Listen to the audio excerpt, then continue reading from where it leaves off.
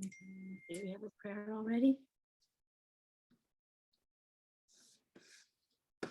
Let's see. So our speaker today is Daniel Perell. And Daniel Perell joined the Baha'i International Community's United Nations Office as a representative in 2011. His areas of work include social and sustainable development, climate change and the environment, global citizenship, human rights, and the role of religion in society. He is formerly a global organizing partner of the NGO Major Group and chair of the NGO Committee for Social Development. In 2010, he received his JD from the University of Virginia School of Law and an MA in Law and Diplomacy from the Fletcher School at Tufts University, and was admitted to the New York State Bar Association. He has worked with the International Service for Human Rights in Geneva, the UN in Indonesia, and other organizations in the Marshall Islands and Chile. Welcome, Daniel. So good to have you here today. Thanks so much, Dawn, and thank you, everybody. Dawn, should I just jump in, or is there more that I should say, or you should say? You take it from here. Fantastic. You need to share screen, Yeah. Go ahead and do that. Yeah, we'll get to that eventually. So good afternoon, morning, evening to everyone. It is a pleasure to be with you. I think I want to start right away with a huge footnote, asterisk, whatever, to say that I am not an expert in agriculture. So if you're here to learn about planting cycles and harvesting, you're in the wrong talk. I should also say that the international order is a crazy world, and I would never say that I'm the foremost expert in it. There are even colleagues on this call to whom I turn for advice. So I will be the first to admit that I'm here more as a matter of happenstance than expertise, which means that you'll be suffering through me and with me in this little chat. So I've prepared a little PowerPoint, but I am very happy to deviate from it if you would like to. And I've gotten pretty good at looking at the chat box while I speak. So if you have a question, you're most welcome to just throw it there. Let me first make sure that you can see my screen and the slideshow. Oh, it opened up on the, I see what happened. You see, this is the thing with a new setup. Okay, great. Chat box says yes. Excellent. That's what I wanted to see. All right. So it's called Agriculture in the International Order. Welcome, everyone, to the Agriculture Working Group presentation, January 2023. Woo! Loud cheers. Okay. So I've already mentioned that I don't know that I'm the best one to speak on this. So I hope you'll forgive me and blame Dawn instead of me for any inadequacies. Sorry, Dawn. So the goals that I've set out for myself for this talk, first is to offer a framing of the sort of the global situation in order to perhaps contextualize a little bit the agriculture space and conversation. I would like to articulate some of the problems related to first principles that I see in my seat at the Baha'i International Community's UN office, and then sow the seeds for a better future. I wouldn't put it that way, except that I can't resist a pun. And because this is an agriculture group, I'm going to write sow the seeds.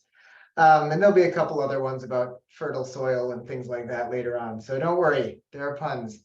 Now, if I do drift into United Nations speak, please ask questions. Please tell me to not to clarify what I've said, all of those things. And I see messages in the chat box, and I will do my best to follow those. And then there's a little bit of background reading that I hope you're all aware of. The first one is One Planet, One Habitation, which is a publication that the BIC put out this year on the occasion of the 50th anniversary of the Stockholm conference that took place in '72. I guess it was last year now, but what is a year anyway? This Baha'i year, we can say. So then the second document is Working Toward One Planet, One Habitation. That's actually a website And the reason that I put that in there is because some of these documents of principle and high language, we notice that they may not express exactly what the lived reality could look like. So we've tried to put a couple of stories, firsthand accounts in that space. And then the first active agent, which was a BIC publication, actually from the Geneva office, which is more engaged in this discourse from last year as well. I think it's actually 2021, if I'm not mistaken, in September. So these are some background readings. Hopefully you've read them. And if not, you haven't, you can still join the call. It's okay. So let's start a little bit about the international processes and the role of the BIC. So when I say international processes, there are hundreds of them. There's, I think I've listed them even on this slide. We have the UNFCCC, which is climate change. We have CBD, which is biodiversity. There's also desertification. These are COPs, which is Conference of Parties. There's UNEP, which is the United Nations Environment Program. Every couple of years, it has an environmental assembly, UNEA. You have the high-level political forum. You have food summits. These are all different spaces or organs of the UN where conversations related to agriculture take place. This, in addition to regional interactions, we have the BIC Brussels office, the Addis Ababa office, and the two of them actually are working quite closely on matters related to agriculture because you may be aware, Africa is a great producer and the EU is a great consumer. And the relationship between those two continents has not been exactly equitable, as I think both offices would articulate. And so they're working with their relevant institutions to see how they can reframe the relationship between the AU and the EU, African Union, European Union. And a lot of this takes place within the framework of the Sustainable Development Goals, which you see on the side, the SDGs. And these were an agreement articulated in what's called Agenda 2030, came out in 2015. The agenda lasts until, as the name implies, 2030, which means we're about halfway through. And we haven't done great in terms of achieving these SDGs. And in terms of agriculture, a number of these goals are directly related to agriculture, some of them secondarily related to agriculture, and I think none of them unrelated. So, even I was thinking about it last night, you have SDG 16, which is peace, justice, and strong institutions. Of course, when you have unequal agricultural relationships and shifting climate, a lot of the wars or the lack of peace that we see may be a result of agriculture shifts. Thank you, Christine, for putting things in the chat box. That's actually super helpful, so I don't have to. So yes, you can see these 17 goals. If you're unaware of them, you just type SDGs in Google and Google will answer your prayers. And then this last thing that I put here is the Summit of the Future. I put it there with an asterisk because we will lead into why I think that matters for this talk. So that's sort of the international space in general. It's very broad. It's less global governance and more a global network of national governments and regional groupings. So it's not at all how Shoghi Effendi has articulated a world federated superstate. So we are far from where we need to be, but it is helpful to know where we are. So I want to talk a little bit about the context within which this challenge and actually all the challenges can be situated. So agriculture being one of them, consumerism, the war, all of these things that are ongoing in the world are sort of related to each other. And I've divided this into three unscientific, although I'm using scientific words, categories. We have the symptoms, which is what we see outwardly. This would be like what we see in digital technology, the health crisis, racism, our relationship with nature, political expediency, economic inequality, this Westphalian model that I just referenced of domestic states speaking to each other rather than giving up their sovereignty to a higher body.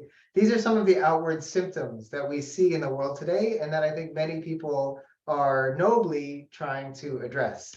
But these symptoms are based on a phenotype, which can allow these symptoms to find greater expression. And this phenotype, I would say, is related to issues of belonging and identity. Materialism is a very strong one. Constituency, short-termism, this search for profit. There are many others. This is not comprehensive.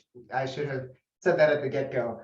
And that's sort of the phenotype. But what's in our genetics, humanity's genes right now, is a certain narrative. And this is terrible because the narrative is one of kind of selfishness and profit and these sort of motivations that some have called human nature, but I don't think that the Baha'i community would call that human nature. So the narrative dimension is at the moment misaligned with the needs of humanity, I would say. However, I think that this is also a great source of hope and optimism because, as we'll get to later, narratives can be changed.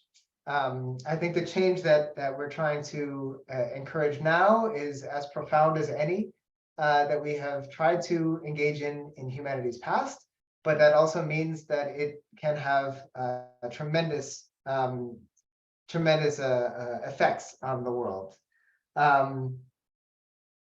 Yes, exactly. Well, maybe then, anyway, thank you, Mark. I know, see, it's imperfect, which is why I put this sorry scientist. If you're not looking at the chat, Mark helpfully defined phenotype and properly told me that I'm using the wrong word without saying it explicitly. But, that's why I said sorry, scientists. It's all in good fun. Hopefully the mental exercise still worked. So limits of the current dominant model.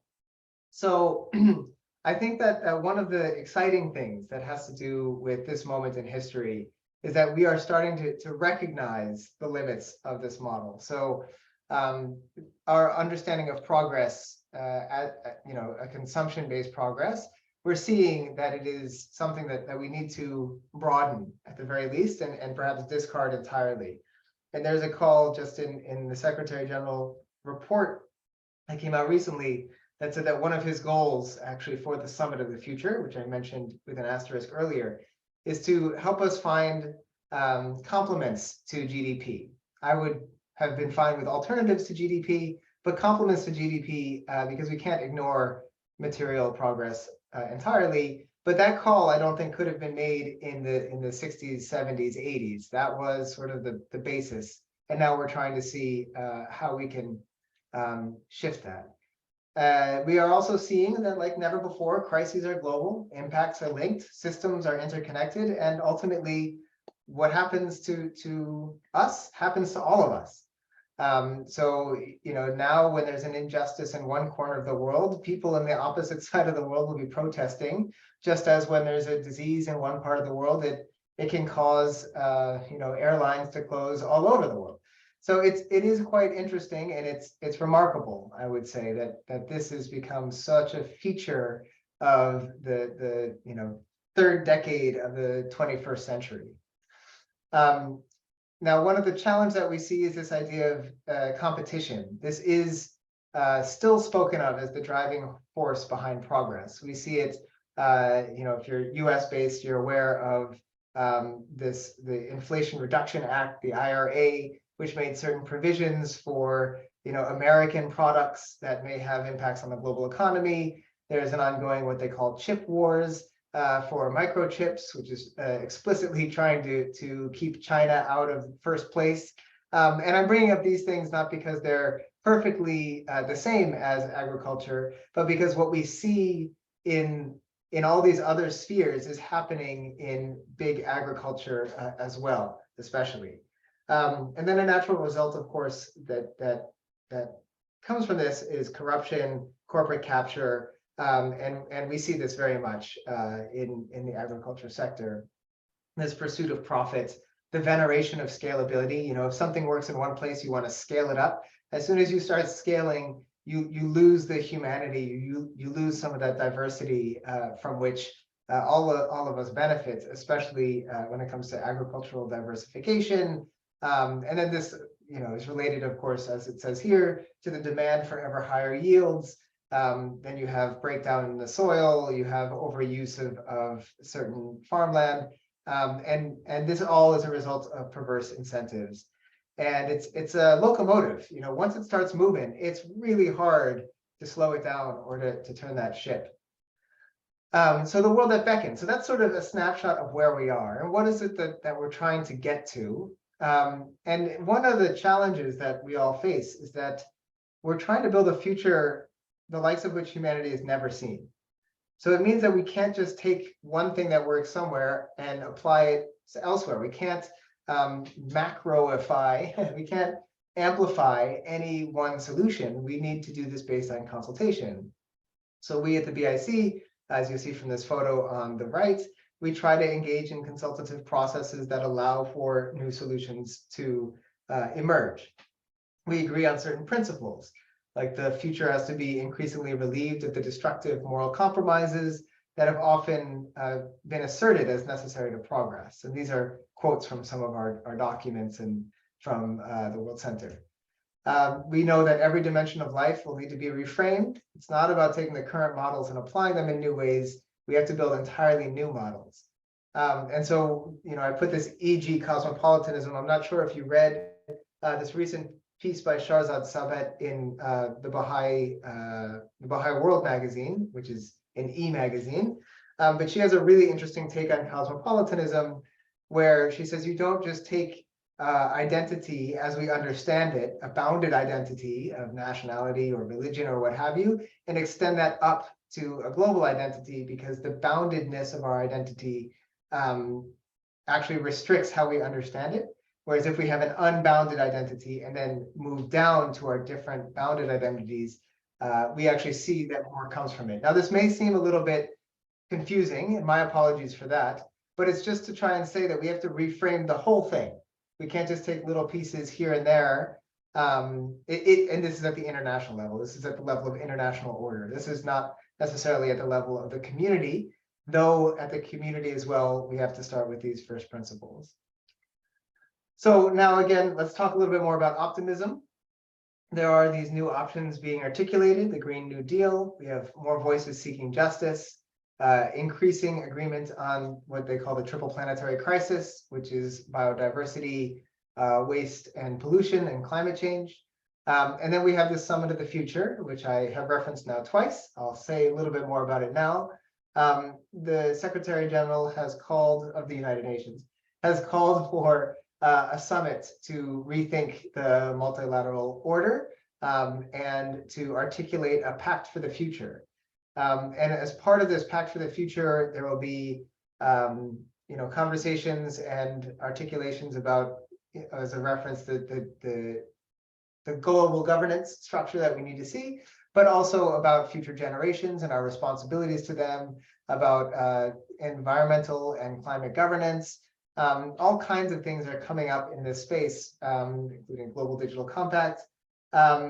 There's all kinds of these hopeful indicators that the Secretary General and likewise others are trying to reframe the world in which we live.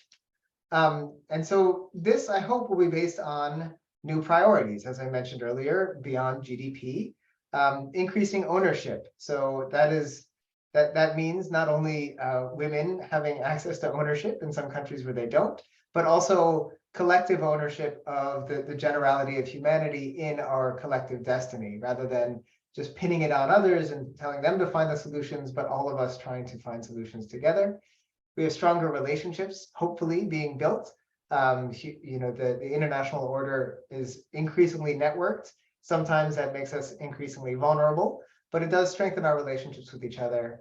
And then this reliance on science, I think we see a lot more of that, at least at the level of rhetoric. The gap between science and policy, unfortunately, is still a bit wider than I think we would like. And again, this is not comprehensive. These interlinkages are just indicative rather than meant to be instructive. And then finally, we see new narratives emerging that move beyond sort of the old inherited ways that we have come to see progress in all of these things. A lot of what's missing, I would say, is the spiritual dimension. We don't often speak about it in international spaces, and I think that's one of the distinctive contributions that the Baha'i community is trying to offer alongside others. I mean, we're certainly not the only ones. But this spiritual dimension, as we have called it, is that essential quality which seeks meaning and aspires to transcendence. Progress for all is not attainable if material advancement is divorced from spiritual and ethical advancement. And we'll share this PowerPoint with everybody else, so you don't have to take notes unless it's for yourself. And then, economic growth over recent decades has indeed brought about prosperity for many, but when it's unmoored from justice and equity, then we have these growing and yawning inequalities. Oxfam just published a report last month, as they do every year during the World Economic Forum, that shows just how unequal the world is, and how many still remain in precarious conditions. So a little bit more on this. You'll note from a lot of what the BIC says is that we are trying to argue for or propose that being more inclusive of the relevant actors, rather than leaving decision-making to a privileged few, will allow for local realities to come to the fore. And we would argue that mechanisms and structures that are devised through this inclusive manner, and as a result of an integrative approach, help smallholder farmers to improve yields and sustainability. They also can get more resources, that may be sort of the grease that allows this engine of agriculture to move more smoothly. And it bolsters their agency and their ownership, as referenced before, to determine and advance their own path of development in a ways that allow them to retain important elements of their cultural heritage. So this is a lot to digest, but essentially it's talking about participation, that we cannot have decisions being taken by those who don't have firsthand experience in what it is they're making decisions about. So now let's speak a little bit on the role of crisis, because I think this is an important dimension of how humanity grows. We know that throughout history, these periods of turbulence present opportunities to redefine our collective values and the assumptions that underlie them. Now, of course, we would say that none of them have gotten us to our final destination, our final opportunity. But with each crisis, we do have a moment to try and find these opportunities. It's crisis and victory, as many in the Baha'i community would articulate it. And we see, after World War I, we had League of Nations, World War II, United Nations, and now we're seeing that there are calls, including from Volodymyr Zelensky last year, to rethink the Security Council, rethink the United Nations, or to let it sort of fade into oblivion. And this is a really interesting moment. Again, this is why Summit of the Future to me is quite relevant. And why talk about this in the context of agriculture is that we have an agriculture system, as I think you are more aware than I, which prioritizes profits and maximizes yields in ways that do not value local diversity. You have monocultures emerging, which create certain dependencies and vulnerabilities. And this is all, I would say, one of the many symptoms of an international order that is not aligned with the needs of the day. And so these opportunities to redefine our collective values give us an opportunity to redefine how we approach agriculture in among all these other issues. So it may seem a little abstract, and I apologize for that, but I think that for me anyway, when I'm thinking about food and agriculture and this sort of intervention, it's really within the context of a very broad framework that is trying to redefine how humanity is meant to advance and grow. So sorry for that little tangent, but perhaps it's helpful. So at each stage in human history, we have these more complex levels of integration that are not only possible, but necessary. These new challenges emerge, and society has to devise new arrangements. And there are a couple of well-known sort of tropes that come up in this space. So, Einstein saying that you can't use the same thought processes that got us into a mess to get us out of that mess. And one of the things that we have been trying to advance as an office is this idea that idealism used to be this idea of one world government where everybody could get along, but that is actually a pragmatic necessity now. So it used to be that was sort of the idealist vision of utopia, but now it's actually idealistic to imagine that we can continue as we have been. I mean, idealism is generally optimistic, so it's perhaps not. But the realists would say we have to change. It's either change or perish at this point. And that's not how the realist was 20 years ago. And so now we just have to make that argument more clearly, and then, and more convincingly, and hopefully help member states to understand it as well. So we find ourselves as humanity for the first time needing to organize our affairs in full consciousness of ourselves as one people and one shared homeland. These ideas of competition and your victory being my loss, that can no longer suffice in a world that has limited capacity, carrying capacity, in a world where we are polluting, losing biodiversity, changing our climate. I mean, this can't be the way any longer.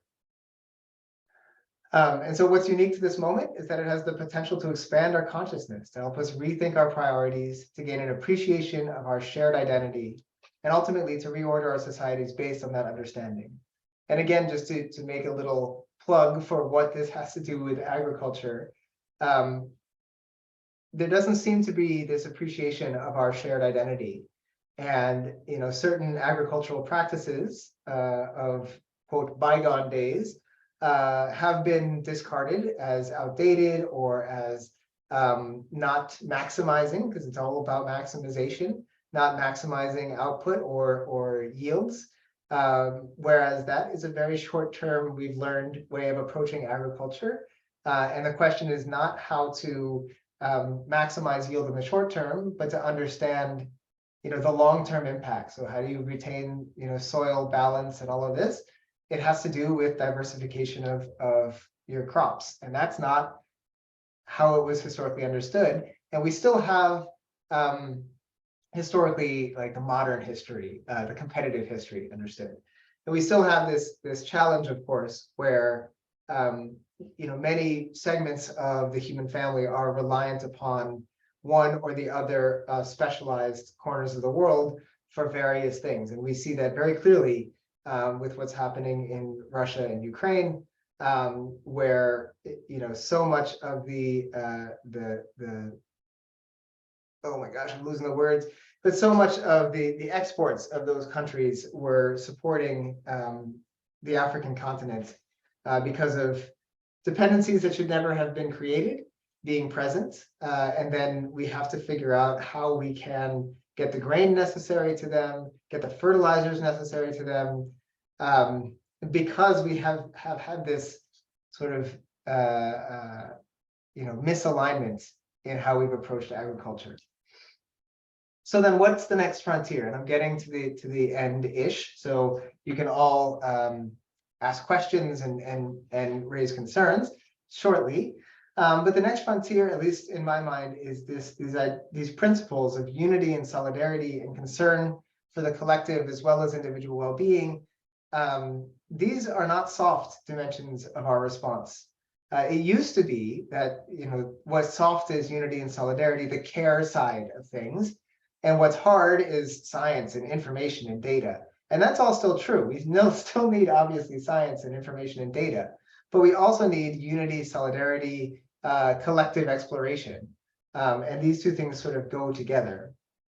I think that these soft elements, in some sense, are our greatest tools. I mean, consultation, when we offer it as a tool in the international spaces, we are not doing it as the Baha'i international community as a soft dimension of decision-making. I mean, it may seem soft because it's more consultative, more inclusive, you're listening, you're learning, you're growing.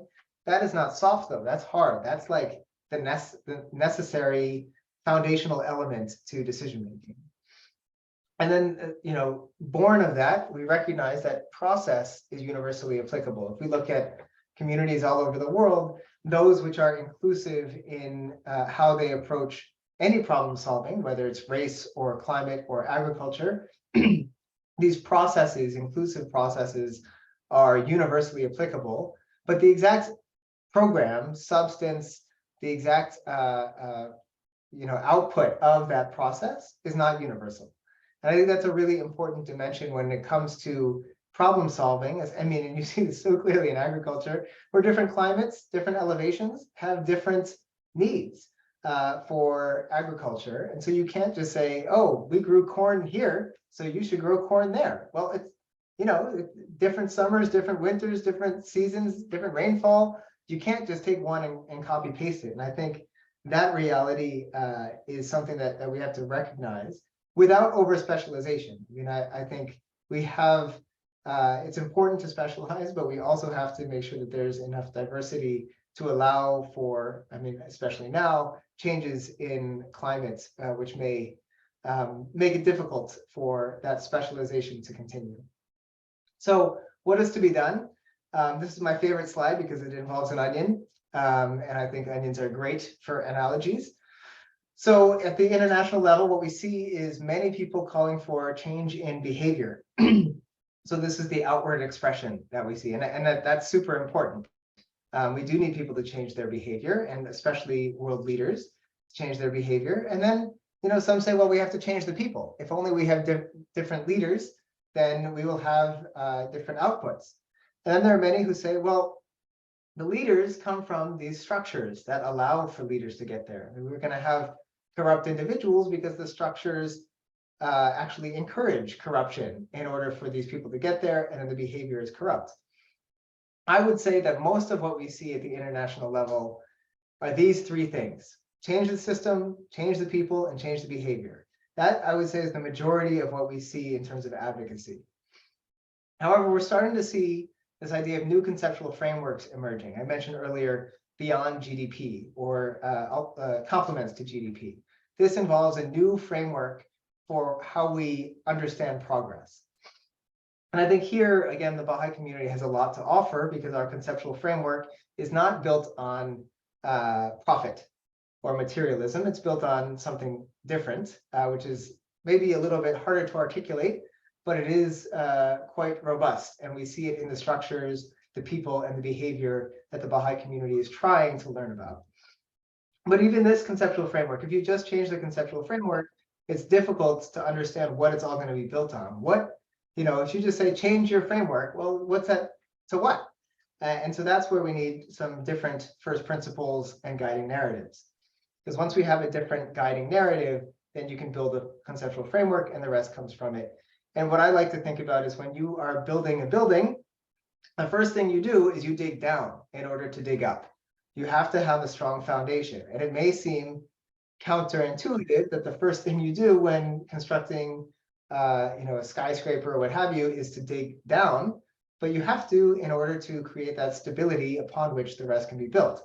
So you dig down, you have those foundations, the first principles, then you can build a framework, a scaffolding on it, and then the structures that come on that scaffolding can vary. And then, of course, the people in it and the behaviors are sort of following the form of the building. Or perhaps the analogy falls apart at that point. That's why I stick with onions. So this is both a sprint and a marathon. I think often we have a dichotomy that is unhelpful, where we say, well, I'm working for long-term change, and so I'm not going to deal with the short-term emergencies. Or you have people who say, how can you possibly think about 30 years from now? Look at what we have going on now. Well, the answer is yes, both. And that is true in peace, in agriculture, in climate, in anything we're working on. It's both a sprint and a marathon. The earth is burning, we need to put it out, but we also need a new fire brigade. See, we need both firefighters and engineers. That's what I was saying. Second, every level of action matters. We also create this strange hierarchy where somehow at some level, you are doing more than others. Oh, the Baha'i international community is doing so much because it's at the international level. Well, I'll tell you, after being there for 12 years, it's moving a tanker, and it's really slow and it's really hard, and day to day, year to year, we see very little difference. But at the local level, you can actually have profound changes very quickly. And so every decision leaves a trace. There's no hierarchy. We have to be engaging at all levels at all times. But that said, we have to align our expectations with reality. There are many entrenched forces that are really challenging that we have to work against. And we know it again with the big agriculture issues. But we know also that water is responsible for the Grand Canyon. I mean, it's these little things that just keep going, keep going. It's not the water droplet of today that caused the Grand Canyon. That water droplet has long ago done its service, but it's all of them together that have created it. And I think we have to recognize that we are part of this, this flow of a new humanity. And then here we find our community's distinct contribution. And then we have to be conscious of distractions. It's really easy, and the international community is very, I would say, guilty of this, to jump from crisis to crisis rather than engaging systematically in something and not being distracted. Of course, there are times when attention needs to shift. That's totally fine. But our office and our distinct contribution has a long arc to it. And we recognize that there are times when we need to not be distracted by certain urgent matters because we are then derailed. And so for the Baha'i community in general, much of our progress takes place through the lens of community building. Agriculture is very much about community, and for many, here's that other pun, a fertile place to begin. I think that this is really helpful to remember that this is our distinct value add. It's helpful to have people, in the streets, maybe. It's helpful to have people being a bit more audacious, a bit more conflictual. That all has, by the grace of God, it has its benefits. But it's also not our way, because we recognize that is not how we're going to ultimately build the kind of world that we need. So yes, that is the talk that I've prepared, and I apologize again if it was not what you expected or not right on point. But I'm very, again, honored to have been invited to join you, and I'm really happy to engage in a conversation from here. So I don't know if Dawn, you facilitate that, or if you want me to, but I will end the slideshow if that's okay. Yeah. So if you just want to stop sharing, we can do that. And then it'd be great. There are some comments in the chat, but also if you want to speak, if you could raise your hand, please, and that way we can recognize you. You'll come to the front, and you'll be able to be recognized. So there are some things in the chat there already, if you wanted to look at that. Yeah, one of them was this phenotype dimension, which I think we don't really have to get into. But I think this question from Arthur, because it was just an analogy, not because it's unimportant. But this question from Arthur about multinational agro industries. I don't know how we change corporate behavior. And Arthur, we were just together last weekend talking about these things, so it is funny that it's in the chat box here. But my own thinking on this is that at the moment, the state has kind of lost its way. That is to say, the responsibility of the state is for the well-being of its people, and it should be for the well-being of all humanity. I think we understand as Baha'is, we have a local spiritual assembly, which is the governing body at the local level. It has loyalty not just to the Baha'is of that community and not just to that community alone. It has responsibilities that go beyond, both intergenerationally and geographically. And I think that sense of service and responsibility is what states are missing now. And the reason I say all of this is because agro-industries are a product of an economic order that has, in a way, been encouraged and created by laws. And yes, those industries are also lobbying to encourage those laws to perpetuate. But the state at some point needs to take over as the sovereign of the people, not of the big industry. And that's a real challenge. And I think that's where we need matters of leadership and courage that, statesmanship or statespersonship, as it's been called. And I think that's really what we are lacking now, in part because our systems don't really allow for it. And you get back to that onion. When we need to change the behavior of the agro industry, you can do that by changing the behavior of the politicians. Well, then we have to change the politicians. Well, then we have to change the system. Like, you get quickly to that onion. So it all comes down, I think, to the underlying narratives. And the underlying narrative of the state must be service to the people. And if that's not what it is, if it's profit for big industry, then we're going to be stuck here longer. And so I think that it says, how can we change corporate behavior? What I think is the distinct value add of our community is to demonstrate what alternatives look like and get more and more people engaged in those alternatives. And as we show them alternatives that are, inclusive and loving and productive and, all of those things that we want to be as humans, then others can start to say, oh, wow, I'm actually not sacrificing my well-being by doing this. I'm expanding my well-being by doing this. And I think that that's what we can add. Now, at the international level, when engaging with, other NGOs, it's a little bit different.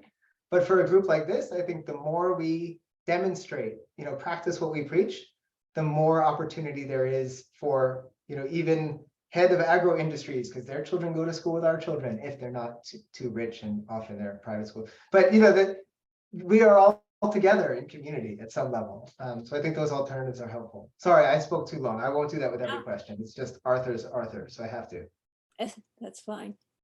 Right. So there are a couple of people who had their hands raised to begin with. If you want to go ahead with them, Wanjiku. Yeah, there's Wanjiku and Anissa. Right. Yeah, thank you. Thank you so much, Danle, for that wonderful, wonderful contribution and really speaking out of the box. And there's so much and really so comprehensive and globally what's going on and with the Baha'i international community.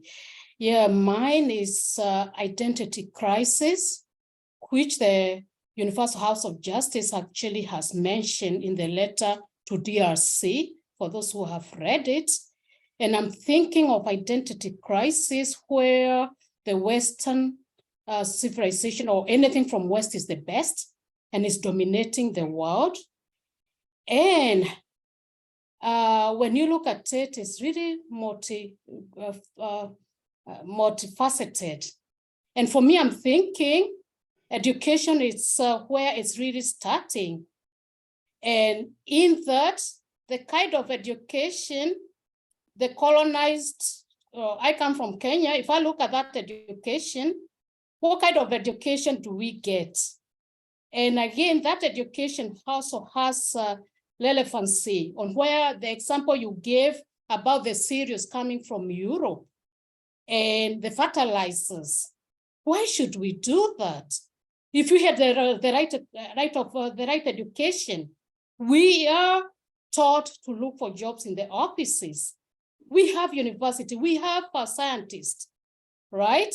And I keep saying right now, we are having very bad brain drain in Kenya, where the best 100 students from high school, they're taken by MasterCard, and they're sponsored in America in universities, and nothing boarding them to go back to Kenya. So you're taking our best. Even the education being itself not really the best we get, right? And for the fact that we think everything Western is the best, and I'll give you an example. I was talking to a Zambian who I met with in forum here, like just these Zooms you get into, and she said she was in Europe and she was with her auntie. She had never thought a white man can be a cleaner. So when she saw a white man cleaning at the airport, she was running to go and help such white person and said, my daughter, what is he doing? Can I go and help him? So I'm just telling you, that's the mentality of people we are dealing with. And we want us to say we are trying to build new models in the world. And it's going to be collective and comprehensive and everybody contributing. So this really identity crisis. How can we deal with this? Starting with education, starting to really empower people and really realizing that we are equal and I have contribution to make, and the white is not everything, because that's what is the colonialization which put us there.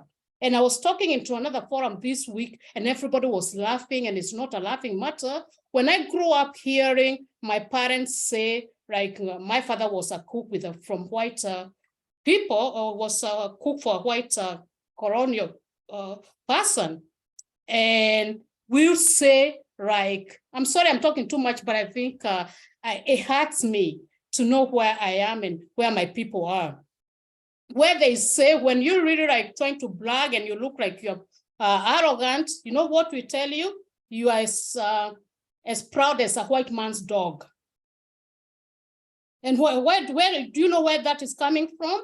Because when the colonialists were in Kenya, his first is the white man, then his dog is better than the person who is working for them because they're eating better than you. They're riding cars you can't ride, and then we come next. So that's where I'm coming from, right? And you really, until you know this identity crisis, that the Africans look down upon them because of where they're coming from. And when I said that, the white people, it was the African American here, they said, like, you know, he went back and said, somebody has written that when the white man ate and there was a table on the cloth, the crumbs on the table, the cooks and the people who are serving the white man, they'll be fighting over it with the dogs. So that's where we are coming from. And it really hurts, even when I come to these forums and we are talking, it's all shiny, but I know we're in a very bad shape where I come from. Yeah, thank you, Wanjiku. I want to respond to a lot in there, but maybe we can take the next two, Anissa and Winona, and then I'll try to respond to all three. But that was really helpful, Wanjiku. Thank you. It's fine if you respond to her first, because I was sort of responding to what you said earlier. So it's fine if you just talk about what she said. Yeah, I mean, sure. Thank you, Anissa, for that. Yes, I would agree with everything you said. And the first thing that I will say is that I am not the person who should be turned to for any wisdom on this. I mean, I'm North American. I have had a relatively privileged life. And I know that my advantage is largely built on, you know, that history of oppression. And, you know, I do what I can to try and correct it, you know, in my own personal sphere, and then hopefully at the international level. But one thing that I will say that I find to be a source of optimism and hope is that if you speak to almost any Baha'i, the places that they want to go to learn about, you know, how the community building process is advancing, they are, you know, Tanzania, the DRC, Cambodia, Mongolia. Like, these are the places, Vanuatu, that you know, any Baha'i who looks like me, who really wants to learn, that's where they want to go. It's not that Baha'is want to go to Oxford and Harvard and Stanford and all these other places that we can't afford. But you know, it is really, I think, a very interesting and hopeful shift in how we see meaningful progress. It is coming from these other places, I mean, speaking very offhandedly, I recognize and apologize for the lack of nuance.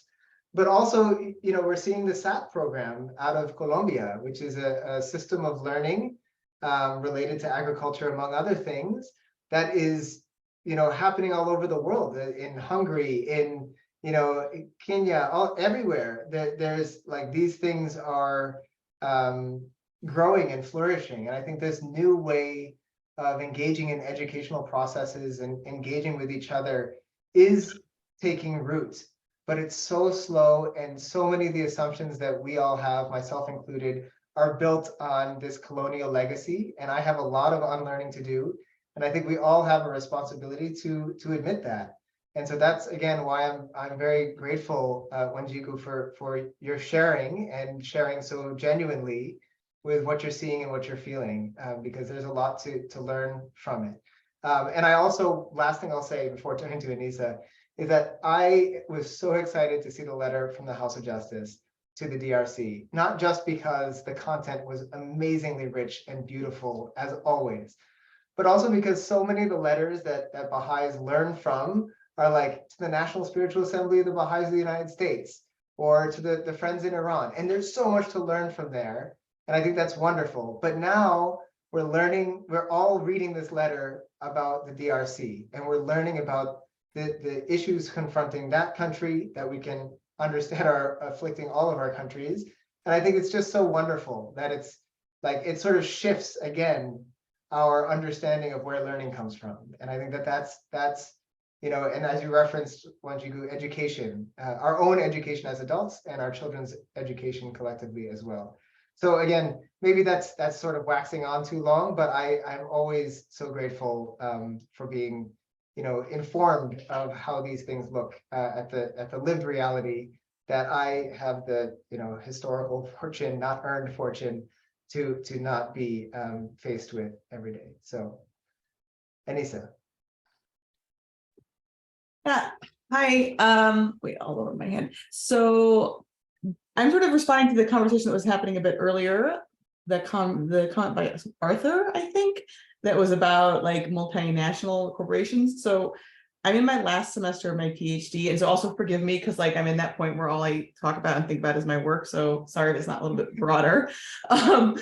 But so I study agricultural guest workers. So I study people that come from Mexico and come to the United States with visas to work like for agribusiness and then go back home. And I've been thinking a lot about this because I feel like when I read about Baha'i agriculture stuff, it's very much like small scale farmers, often in you know, what would be called like the global South. It's like, and I'm like, well, how do Baha'i principles look when they're like spraying, you know, pesticides everywhere, and it's this multinational conglomeration that's hiring guest workers, like, but there's got to be some Baha'i principle. I don't know. So that's kind of where I'm coming from when I'm thinking about it. And what I have come to, and I really liked some of your models, were very helpful. They were very clarifying for me. But is this idea of like, so I'm a geographer, so geographers think in scales. We think like local and like, you know, kind of going up and up and up. And thinking about like, yeah, they're multinational corporations, but it's still happening at a local level. Like it's still, these are still like a farmer. There's still some guy who's like hiring a bunch of Mexicans to come to this small town in Ohio to like, who like, you know, he's never met a Nicaraguan. The Nicaraguans have never been to the United States. And now they're in this like little place where they're the only people who speak Spanish for like 100 miles or whatever. And so it's impacting those places as well. And so trying to think about like those spaces that are still local, even if like, I mean, the big picture is quite grim in that sense. But what I found in my research is that it's not, when you talk to people on the ground, it's not these like people, okay, so sorry, in Spanish it'd be like se choca, but like people are like antagonistic and people are like really against multinational corporations, or they're really like, all the farm worker advocates are really against the growers, and all the growers think the farm worker advocates are like a bunch of radicals. That's essentially what you see. And when you talk to people, it's like, yes, adversarial, thank you. But when you talk to people on the ground, there's so much more commonality of interest. Yeah. And like, you know, genuine, a lot of the growers that I speak with, and they're also the smaller scale ones, but like they genuinely are concerned and care for the people that they are bringing in. And the men that are coming in are like genuinely, you know, proud of the work they do. And so then like, that's the space that we're starting from. And or that I'm trying, as a Baha'i, I'm trying to bring that perspective of like, hey, like we can in fact talk from these first principles of, you know, like what is good for everybody. Like I believe that we're all connected, so we have to think about what works for everyone. And so I don't know, sorry, that was like a lot of thinking, but I've been working really hard to bring this Baha'i perspective into my work. And I think that thinking about these smaller scales is a way to like do it. And like that lived reality on the ground in any specific space is where you find the humanity and that like commonality that we can like hopefully sort of work from. So thank you so much for listening. Thank you, Anissa, for your work and for the question, and also for your grace as I try to address it after Winnie and Quanta. But I am also grateful for your presence here, Dan, because as Dawn said, we've wanted it for a long time. And I want to thank you for mentioning that the SDGs all are related to agriculture in some way, because we on the Agriculture Working Group see that. And that's why we're interested in things that may not be immediately of notice to people. But I also wanted to thank Wanjiko for being very candid, and to tell you, Wanjiko, that the Agriculture Working Group had a reading group a couple of seasons ago that addressed the American capitalism based on the backs of slavery and how it's so intertwined. And we know that we're still suffering those effects today. So battling in ourselves and in anything we do, racist tendencies is part of what the Agricultural Working Group is about as well. But I wanted to ask you something very different, Dan, and it may not be something that you can answer quickly, but I'm very interested in the process of how you write a Baha'i international document, how you get to that, going from, you're talking in another way about a universal process. You've got to get down to a specific subject. And I think Baha'is can see when we read these amazing, wonderful documents that capsulize so much in so few words, so much of the principles of the faith. But how do you get to that? Do you bring people together? You mentioned consultation. It looked like there was a picture there of a group of you. Are they of diverse backgrounds? Is that what, tell me how it works. And excuse me, other folks, if it's not of interest, but I think in our group, we're called upon to get the facts and then engage in discourse. And it looks like this is what the Baha'i international community does. Did I say that in a way that's understandable? No, yeah, that's totally understood. Let's go to Quanta, and I will answer. Let's go to Quanta.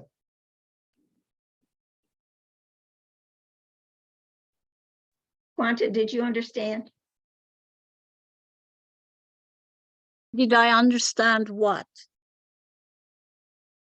You have the floor to ask a question if you'd like, Quanta. Okay, thank you. I just wanted to mention, and I really, really do appreciate, Wanjiko, your heartfelt and personal knowledge, personal experiences, how you were impacted, because that makes a great deal difference hearing from someone speaking from experience and from their heart. And I really do appreciate that. And I also wanted to mention that letter that you have spoken about. We are having a deepening on it in our community. We started last Monday, and we're going to continue and perhaps even create a PowerPoint out of that letter, because it's very powerful and it's pertinent to all our problems all around the world. What I wanted to ask Dan is, I just want to acknowledge that I'm very ignorant about the subject. I just have a question, and not necessarily I know what I'm talking about. So I want to mention that ahead of time. So do you think that Baha'is are making an impact at systemic level, or are we just working in minute projects and at a micro level, sort of band-aid without making an earnest effort to make legislative changes, both at national and international level? In other words, are we rocking the boat? Thank you very much. Oh man, I got 4 awesome questions. I hope you all saw the question in the chat box from Mark Griffin. I first just want to say thank you. I love these spaces because it gives me an opportunity to figure out how to answer really tough questions. And it's in a community, as I asked for before, of grace, where I think you'll forgive me for my insufficiency. So maybe I'll start with Anissa's question about guest workers. And it's may seem to be a narrow question as I understood it, but I feel like it's quite broad because the solutions that we're trying to articulate and to advance have everything to do with consultation. And this idea that you said, Anissa, that you know, everybody comes to the table essentially with the same aspirations, the same hopes, the same you know, expectations even. You know, they expect that their children will be better off than they were. In like very short sentence, I think many of us have that expectation and at least that hope. And then the question becomes, how do we get there? And I think that that's as true for the CEO of the, you know, the huge ag company as it is for the guest worker who's here for 3 months, 4 months. And I think starting from there is a really helpful place because we're also all human. And you know, that I say as if it's taken for granted, but it shouldn't be. Because you know, my family is Jewish. You know, I have relatives who remember when we were not considered human. And you know, 6 million Jews died as a result of it. And you know, this idea that we are all human is actually new kind of in human history. And if we can have that starting point, then a lot can come from it. And we have to recognize, and rather than have an adversarial response to it, just acknowledge it as a reality that the system is still built on stratification of humans. It's built on men being superior to women, white people superior to those from Africa, the African continent. You know, we have these ideas, this stratification that is what the system is born from. But we have to change it.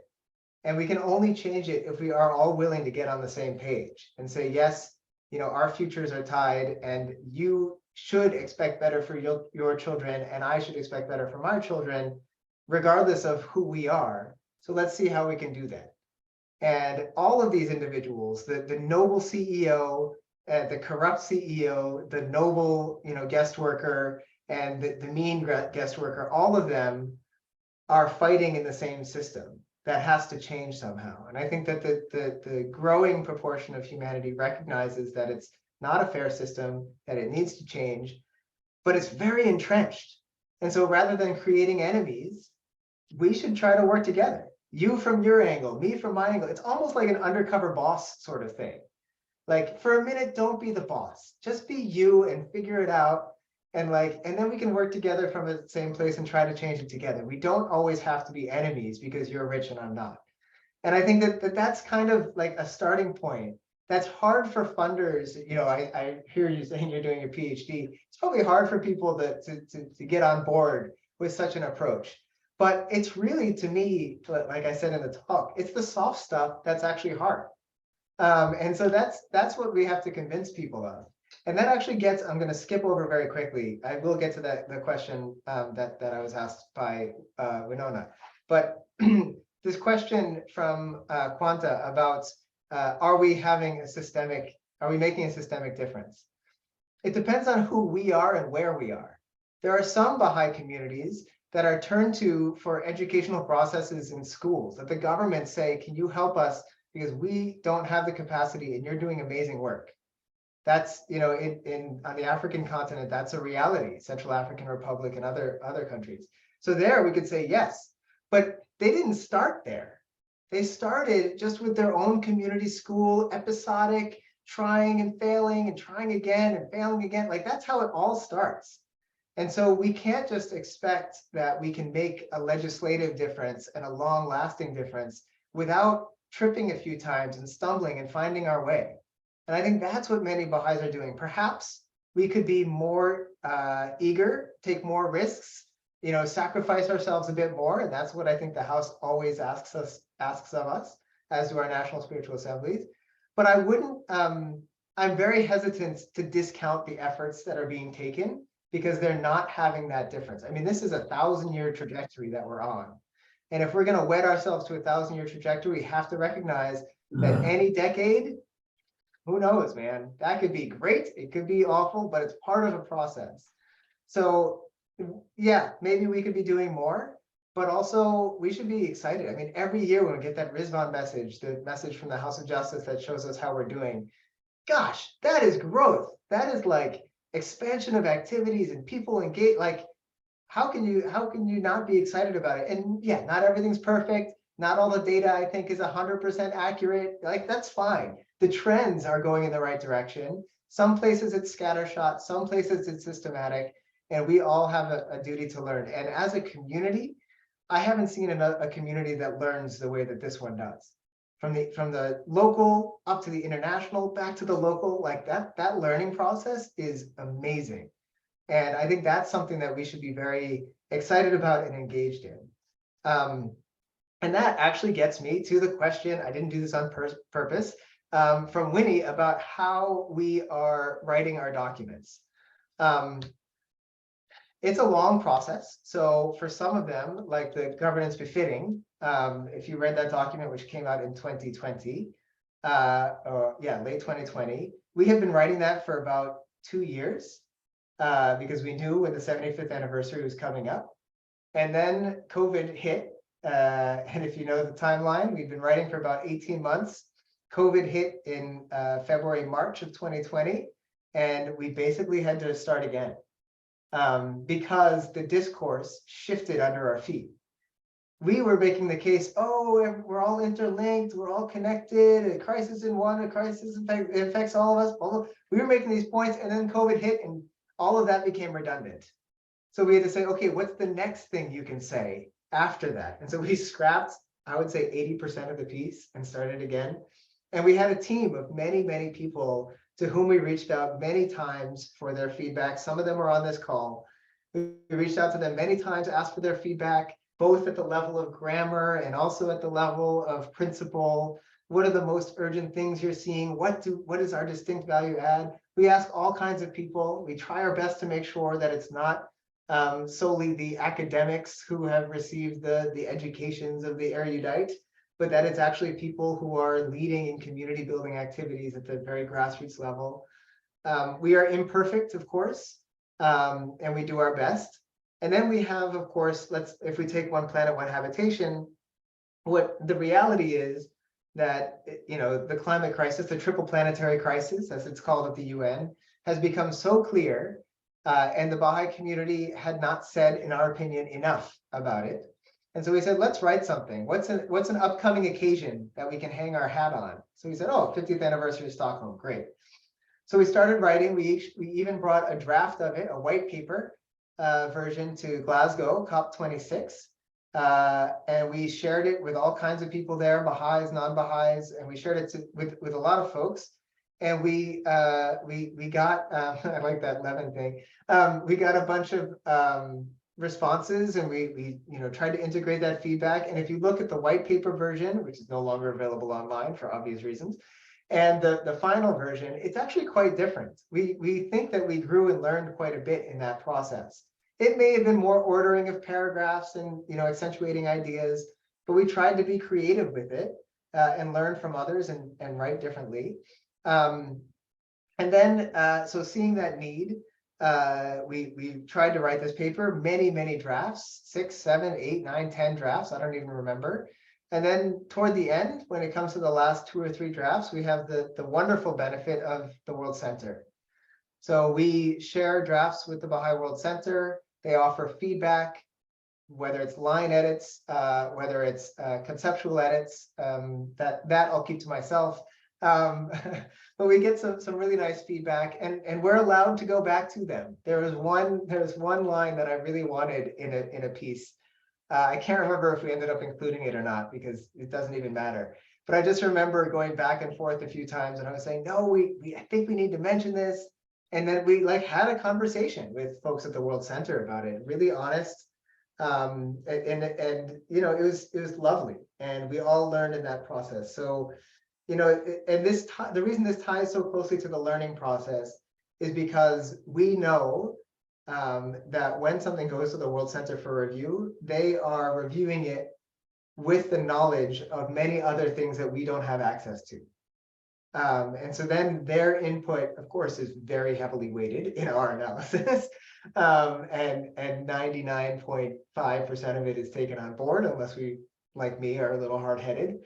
And it's really a pleasure. And I know that it's different for us than the agriculture working group or the climate working group, because you don't have that sort of institutional backing, but you're also not an institution. Like, you know, when you write a piece, it will be known that this is from the agriculture working group of ABS.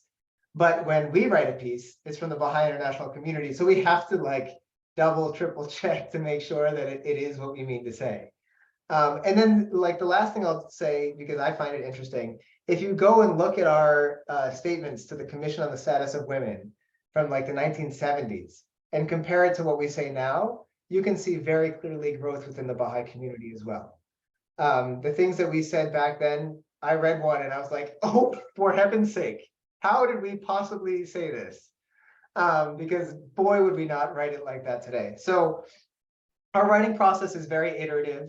Oh, last thing I'll say, sorry, I know I said last thing before, is I write all the time. I just practice writing. I'll put ideas down. There are so many things that I've written that have never seen the light of day, because practicing writing helps you to write, as I think everybody here probably knows. But I'll write something and I'll send it to the main writers in our office. And sometimes they say, this is great, this has something that's worth saying. And sometimes they just don't respond. And either way is fine. And you know, I think it's great for the practice. So that's what I would say. Last thing is Mark Griffin's question in the chat box about the polluter pays principle. The way that it's articulated in this question, I think is really how the international community does it. And I would tie this actually to what Anissa said earlier about the adversarial construct. Everything that we see, or many things that we see at the international level, are built on this adversarial posture. Polluter pays, you pay, you pollute, like it's very aggressive. But we, I think, try to take a justice approach. Now, where we get to is probably a similar place. So let's look at the world from the perspective of justice. Which individuals are disproportionately consuming? Which individuals are disproportionately affected? How can we write this through the lens of justice? And when you do it through justice and not polluter, because the word polluter like objectifies and makes it a human, you are the guilty party. But if it's just the principle of justice that we then use to paint all of these things, then it's not Dan as a disproportionate consumer owes more money.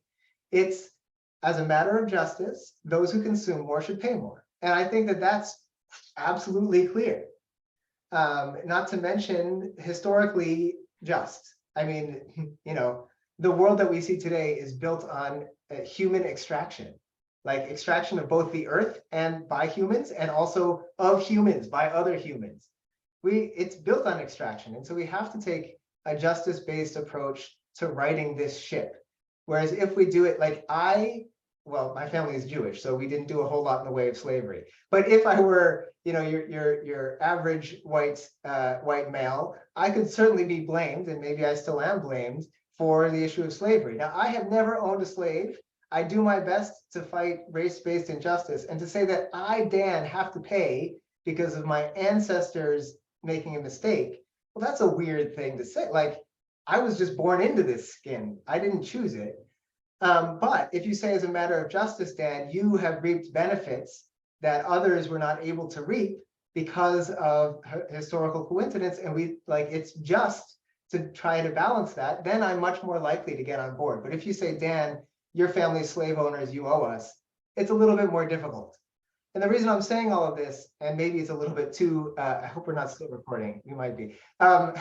It's maybe a little bit too out there, but the reason I'm saying it is maybe just to paint a more vivid picture of how quickly things can become personal. And so what I would say when it comes to microplastics, water, weather pattern changes, all of this, who has the greatest capacity to affect change? Those with the greatest amount of resources. They, as a matter of justice, have a duty to, in my opinion, affect that change. Now, are they doing it because they're guilty of some historical sin? I don't know that that needs to actually be the equation. I think the equation can be more unified around matters of like, we have to share in this effort as one species, as one family. And I think that as you come to it with that posture, it'll be a little bit different. I hope that you know the difference between Dan's opinions and the Baha'i international communities. I realize we're still recording, because I have my own, sort of grain of salt, grain of sand that I add to the efforts of the BIC. And certainly what I've said here does not represent like an institutional position. But, as somebody who thinks about race and history quite a bit in my work and in my personal life, these are thoughts that just come to me. And I just hope that we all recognize that I'm Dan Perell, speaking as Dan Perell. I happen to serve at the BIC, but I'm not speaking for the BIC. Sorry, that was a lot. Are there other questions? Sorry, everybody. No, I think we all understand that. And I think you were right on point with that, how to think about it, that those who benefit are responsible. Yeah, those who benefit most from whatever has happened. Yeah. Okay, I'm not sure if there are any more. Are there any other questions? Anyone have any questions? We're kind of coming to the close here. We tried to end at about 2:30. Any other final comments or thoughts before we close? Joe? That last comments from Mr. Perell were very important. I was thinking of nonviolent communication techniques where you, instead of pointing fingers, you try to use those I think, or I feel, or I believe kind of statements. And that's how you best train your children. You don't point and say, you're bad. You say, I love you, but I don't like your behavior right now. Because if you point fingers, you're going to put people in the defensive and you won't be able to communicate. And part of that nonviolent communication means you need to articulate what the needs are, because if you don't address needs, conflict's not going to be resolved.